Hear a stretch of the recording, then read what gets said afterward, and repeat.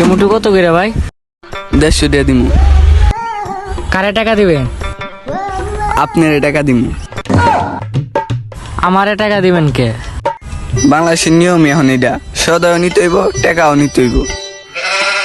ভাই আমি আপনার দোকান থেকে সদাই নেবো না। সদাই নিবি না মানে সদাই নিতে হইব, নাই তো এই চাকুটা মুসলমানি করাই দিব। আচ্ছা ভাই দেন।